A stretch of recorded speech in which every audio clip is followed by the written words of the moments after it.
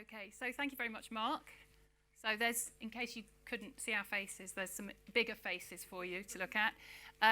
So I really would like to say thank you very much to Raj for joining us today and coming to talk to us about his business's reputation. Aviva is obviously a very well-known household name and has lots of opportunities to talk direct to its customers. But in today's connected world, those customers have a lot of opportunities to get opinions about a company from other places. And also in quite a complex sort of regulated environment, such as Aviva operates within, there are a lot of other voices, a lot of other people who form opinions and who make up the overall reputation of Aviva. So I'm going to ask Raj really to do all the heavy lifting today and to tell us a little bit about how reputation is seen within Aviva and how it rose up the agenda for the business. Switching, you can see it's rehearsed quite well. So, no, I think reputation, first of all, thank you very much for having me. Reputation as a topic has actually evolved quite a bit, I think, in the last few years. It used to be something that only what I would call the bad guys in business really worried about. Oil companies, financial services, tobacco, those who constantly shoot themselves in the foot and need to manage their reputation therefore. But recently, I think the expectations of business and of business leaders has changed a lot. It's not just profit, it's not just performance. You all know it's about gender or other kinds of inequality. It's about sustainability. It's about data and privacy, etc. And there are a lot of things and a lot of different stakeholders who will impact our reputation. And we need to acknowledge that. And people want to work with a reputable company, want to do business with a reputable company, want to be associated with one. So it has climbed up the agenda quite a bit. At Aviva, a little bit about us. I'm glad to see we're still on the brand Z, 29, 2.5 billion, so it's good. Ticking the box for a bonus. But we're about 33 million customers worldwide. Our values are something we're really, really key to us and our reputation. You'll see the 4 values down there. And they're very different to what you would see and expect from a financial services company. And they're really what we actually live by. And finally, of course, we paid about 33 billion in claims and benefits last year. It's a massive number just in the year. So really doing more for society. We live in a sort of harsh world as insurers overall, and we acknowledge that. And the main thing about it is that for us insurers, all insurers, insurance is essentially we're trading in promises. I promised to pay you something when something bad happens to you. And essentially you're paying for that promise. And you're hoping that the person at the other end or the firm at the other end is trustworthy because otherwise you wouldn't deal with them. And the certainty around that is one of the biggest issues that all insurers or all customers of insurers deal with actually. And therefore being trusted and looked upon as that is quite important. And that's the journey also we're on when we look at reputation and reputation management. How do we look at it at Aviva? Well, it's quite simple actually. So we have various stakeholders. And in this world today, all of them are connected. All of them interact with each other at a much higher level than before. And therefore your reputation could be tarnished or built up by just anyone. Customers obviously are the most important over here. But what we look at is reputation is the experience of all the stakeholders that interact with Aviva. And if it is about all stakeholders, it is about actions of all our employees across the organization. Not just comms, not just brand, not just marketing, not just ops, but really across the organization. And those actions for us, of all employees, are determined by the culture that we have in the organization. And therefore, for us, we look at building our reputation inside out. So we have to look at the culture because that will shape the actions. Because ultimately, you can't advertise yourself to greatness and you can't communicate yourself to greatness. You will be judged on the actions more than the words. And that's how we look at reputation management across in Aviva. Also, it has to do with a lot of risk. This is traditionally how we looked at reputation, something like guarding. We were protecting a completely declining reservoir of water. So it was all about reputation protection. It was about the extremes. It was about being worried about what would come from the dark side of the moon, IT meltdown, fraud, cyber attack, etc. And how could we protect our reputation in such instances? And that really is how we traditionally looked at it. But of course, where we are now is that it's not just about that. It's about growing and building a reputation, as we say, which is theoretically quite well understood, but empirically difficult to prove immediately. And I think this is where we have most of the work and challenge, which is the ownership of actions is broad if you want to really be known for something, if you really want to stand for something. It goes across company silos. And if anybody who works in a big company knows that if it goes across more than 2 leaders, it's doomed to fail. So we really need to make sure that the ownership is clear, that we have the data and processes in there to help with it. That's good. Okay, so where does research come into it? Actually, so research and foundation research is the foundation of what we're talking about over here. It allows you to talk at a level footing with the stakeholders inside the company, because you have to understand the stakeholders enabled to influence change. Now, I can't go and tell my sales director who looks after all brokers what he should do without understanding what the broker's needs are. Similarly, I can't go to the marketing team and say, you're doing this wrong because I don't understand the customer. Or go to the IR team and say, these kind of messages may not be landing with the investor community. What about this? So it's really the bedrock of what we do is research. You need to be able to understand the stakeholders that you want to influence, all the stakeholders. And while corporate affairs or IR or marketing or ops, etc., all talk about stakeholders in their silo, reputation allows to bring it all together in one place and really focus and say, okay, all the stakeholders, here you go. Those are the 2-3 things we really need to focus on as a company. And that is where you build in research and insight, because an insight is quite important when we say that. Research is important. We have a lot of insight functions within at least Aviva, a lot of them, and quite a few of them are MI, literally MI. That is not research, that is not proper understanding as far as I'm concerned. Getting some things out of your various finance systems, etc., is just one part of it. So research is quite important, and that's where you've helped us so much. I hope so. So by the time Raj came to us, thank you, they'd already done an awful lot of thinking about who their stakeholders were, who they wanted to understand more, who they wanted to listen in on. So the project that we've worked together on building is actually called a voice tracker. It's about listening in on conversations by different groups of people. And so these include media and journalists. So some of those might be city journalists, they might be specialist consumer journalists. And we've built up a separate panels, essentially, of people who are talking, whether in mainstream media, social media, maybe on Hansard, maybe on customer review sites, etc., to build an idea of reflecting the sentiment and the topics which drive the sentiment among each of these groups. So essentially, who's talking, what are they talking about, and what is their perspective?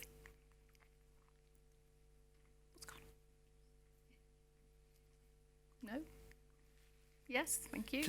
Thank you very much. I didn't fancy acting this one out. Okay, so the idea is that we build a picture for each of these stakeholder groups by using human analysis as well as a lot of social media and mainstream media tech to be able to do a lot of the gathering and the heavy lifting. But we do use human analysis to be able to really understand the nuances, not only of sentiment, but also of the topics which are driving sentiment. And so for each of these, we're effectively holding up a mirror to the sentiment of each of these groups. And we're able to say in quite a lot of detail each month and over a period of time, what were the different stories which were driving the sentiment in a positive and a negative way. And actually one of the things we can do as we build up more and more of a database is understand not only those little things which don't really register in a particular month, but if people are talking about that little thing every month, then by the end of the year that's actually could have had quite a big impact and is something that rises up the agenda for the business. One thing I'd just add on that is I found quite important is that Kantar at least have a human, they don't have algorithms to look at all that data, but they do the human intervention, which I quite like, because otherwise, in Britain especially, you have this thing called sarcasm. It's very difficult to get on an algorithm, but it's really easy to get when people are reading it. So one of the reasons why I really like it is we're able to filter that out and really figure out the opportunities that people are talking about as well as what is going wrong. Yeah, So one of the beauties of using a lot of publicly accessible data or content is that we can replicate the same model across a series of competitors. So we are tracking a basket of competitors for Aviva, and we're looking at building up trends. What were the stories which were driving peaks and troughs, and build up a profile within each of the stakeholder groups among those competitors. And the concept of rolling it up to an overall reputation gives you just that, course correction on a monthly basis. Okay, so I'm going to hand back over to you to talk about what you feel the drivers of reputation are. Well, one thing I've already touched upon is trust. And trust is a sort of concept where a lot of the management teams know it to be right, but just think it's a bit of a soft concept because there's so many things that can affect trust, and there's so many things that drive or detract from it. But the fact is, we can measure it, we can look at the drivers of trust, and we can set targets to it too. So one of the ways in which understanding trust, there are two ways. One is this, which is the activities that build trust for us and how we look at them. Usually when you give a trust target, what people do is advertise the hell out of it. And you can reach a sort of minimum target because, you trust people you know versus you don't. So familiarity is a driver of trust as activities go. But we were looking to build deeper relationships across our customer base. And that happens with things like when we get more data and knowledge about you, we can customize communications, we can customize offers and propositions, we can talk to you on a personal level. And that says, okay, you're dealing with me as a person and or as a company. And that really helps build a next layer of trust. But the final one, which we saw, which really makes or breaks it, is our moments of truth. That is when, for example, you're making a claim, and we're not literally face-to-face, but you are sort of dealing one-to-one with somebody. And those are the kind of interactions that really build it to a level which is not possible otherwise. I mean, CEOs go and meet analysts. When you talk about investor relations, they don't just have calls all the time. So there is that level that you need to build it one-to-one as well. And of course, the way we look at it is two sides to trust. One is character, so that is doing the right things. And one is competence, which is doing it right, doing it efficiently, doing it with compassion. And we have examples, and that's how we've been trying to build it within Aviva. So, for example, I've already mentioned the certainty idea, which is, will you pay out if something goes wrong? Will it be easy?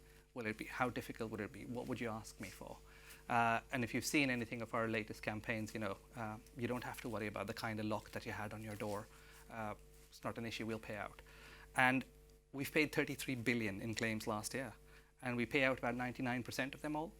We've also started publishing the top reasons why we don't pay a claim, so you can be more aware of what's happening. And those are the kind of things that we're hoping will start slowly build certainty around one of the major detractors of trust for insurers. Another one, of course, is the competence area, which is the service kind of area. And there are a lot of things that people find difficult to do. You don't have to call up to change your address. It's the simplest thing that should be possible online, self-service, within a few minutes. And previously, for most insurers, you had to just call up and wait in the queue. Now you don't. And we're making all those kind of improvements across the board. My Aviva is one of our award-winning platforms to make sure the service is getting right too. So we are making sure that we're walking the walk over here. And if you look at it, one of the interesting things, because I think in the Brandsey, if anybody uses the Brandsey one, they mentioned innovation as being a great driver. It is, but interestingly, it's a good driver when A, people see the benefit, and B, you're seen as a trusted industry or a company.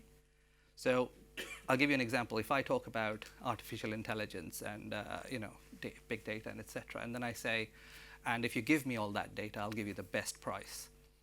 What we find is, especially in the UK, especially because of the completely broken car insurance market, you all will think the best price means a higher price. And that doesn't drive trust necessarily. So we needed to find ways in which, how could we really bring the benefit to life for the people that we're talking about? So innovation is a driver, definitely, but is seen with skepticism if you're an untrusted industry or a company, but with more benevolence and more benefit of the doubt if you are trusted. And yeah, that is one of the things to be looking out for in innovation. Cool. Okay, so just to wrap up really, one of the things that we do look at is all of these different topics as they arrived, the different stories, what were the impact of them, how did they land in terms of sentiment, but how did they land with different stakeholders? Because obviously one man's positive story is another man's negative potentially, so we are breaking it down like that. And we're also looking at themes which Aviva wants to actively promote and putting out PR stories and how well they promote the different narratives that Aviva wants to encourage and engender in the media, and see how well those are moving around the different channels and across stakeholders. And then I'm just going to ask Raj to wrap up really and get some final thoughts from you about what the future looks like. No, I think just before this, one of the interesting things is in the previous slides you saw, there's a lot of blue in the neutral territory. And that is quite an eye-opener for quite a few of the management that we have, that a lot of the stories are just not moving anybody's opinion about the company one way or the other. So people tend to concentrate on the positives or definitely the negatives. But there's a huge amount of blue in every area, which in blue in this sense means that we're not really getting anything out of it. It's just a story or just an activity going out, which is quite important. Finally, just my wrapping up over here. So I've mentioned reputation, how we look at it. It is built inside out. Really focus initially when you start off, especially on the drivers of reputation, and don't get caught up in the best measure of reputation and whether it's 2.3 billion or 1.4 billion or what. Really focus on what's driving it. Make sure that we're lucky. We have one master brand. We operate under Aviva. But if you have different marketing teams, different brands, make sure that you're aligned and not giving different messages. Very key. There is always a gap between what we say and what the customer promise would be and what the customer experience is at the end. Don't worry about it, but focus on the drivers that will close that gap, because I think there will usually always be one. And finally, whenever we talked about reputation, it's always been, you need to stop doing those bad things, stop doing that, stop doing that, stop doing that. And we never actually went up and said, you know what, here's a big fat opportunity right here, start doing this. Reputation is not about stopping things. Building brands is not about stopping things. It's about growing, it's about finding opportunities, and it's about building. So find those, and with the Voices Tracker, we also look at things like what are the opportunities that are arising? What are people talking about more passionately now that they weren't before, and how could we build into that? So that's my tips for here. Thank you. So, thank you for that. It's fascinating. We have time for a couple of questions. Anybody? There's one hand straight up at the back there. There's a mic coming. If you bear with 1 second. You haven't got the football mics this time then? No, we haven't got the football mic. We're not throwing mics around. Thank you, Raj. I just want to ask you, Sorry. given that you are online, you have MyAviva, etc.,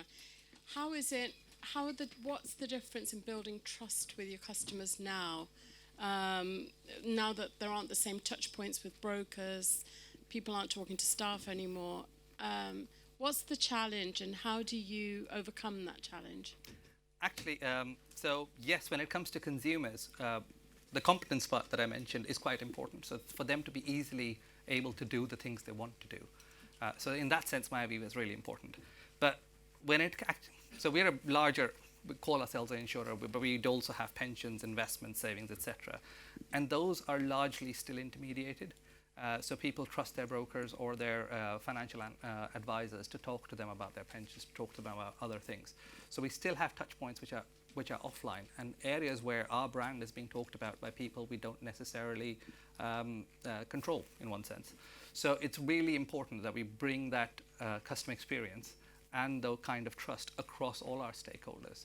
So it becomes a case of, if you're experiencing that online as a consumer, you should be able to do exactly the same as an advisor, so that you can better communicate with your clients about why or why not. So the challenge actually is making sure that all of those are providing at the best level.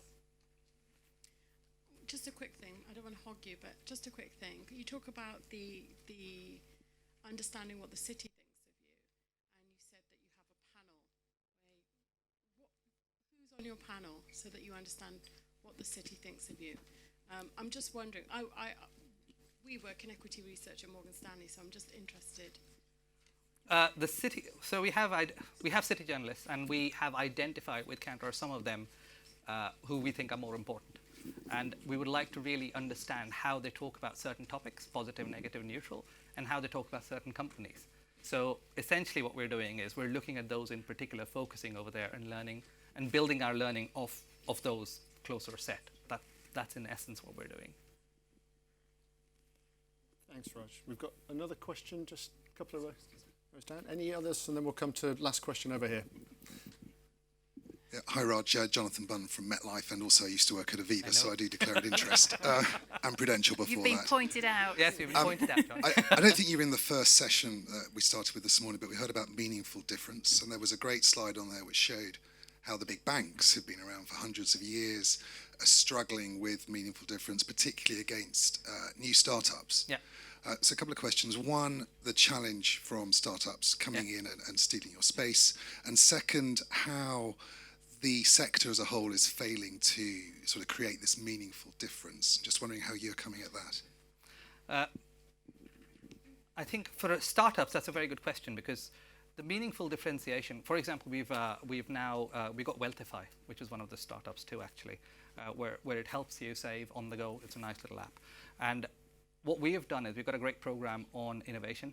So we are actually actively inviting innovators and startups in and giving them that access, because we believe ultimately that the industry overall needs to perform better across the board. So you'll have startups coming into our digital garage who work with us, who we give access to our customer base, because the one thing that startups don't have is a massive customer base to learn from. I mean, if you look at some of the things that startups are famous for, like being very agile, being able to pivot, being able to do a few, turn around quickly, it's simply because they're really bad at it, because they don't know their customers. So every time they see something happening, they have to change, otherwise they'll die. And what we have is this massive base of customers that they can learn from. And yes, we need to be agile, but you know what? The reason why we've been there for 300 years is because we figured out what to do. So I think companies also need to be aware of their strengths and not just blindly look at startups, because there are definitely things to learn from, but also other things that we are very strong in that we need to amplify. Thank you. One very quick, well, the question can be long, but the answer needs to be quick. Oh, God. So, Hi, Rhys James from Lloyds Banking Group. What really resonated with me was when you talked about kind of, the managing conflict, particularly across the board, particularly as I think we see with certain different stakeholders. Something that's good, say, for one stakeholder can possibly be negative for another stakeholder. So perhaps you could elaborate just a little bit on how you manage the accountability of kind of driving those actions through across Aviva.